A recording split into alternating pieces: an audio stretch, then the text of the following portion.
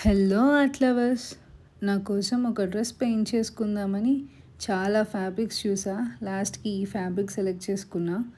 Dress పైన lotus theme అయితే బాగుంటుంది అనిపించింది. సో అలా ట్రేస్ చేసుకుని పెయింట్ చేయడం స్టార్ట్ చేశాను. ఫస్ట్ వైట్ బేస్ వేసి దానిపైన మెజెంటా షేడ్స్ యూస్ చేశా లోటస్ కోసం. మ్యాక్స్ రియలిస్టిక్ లుక్ కోసం ట్రై చేశా. And I took a moment to admire it. Flowers అన్ని పెయింట్ చేశాక స్టెమ్స్ అండ్ లీవ్స్ పెయింట్ చేసిన.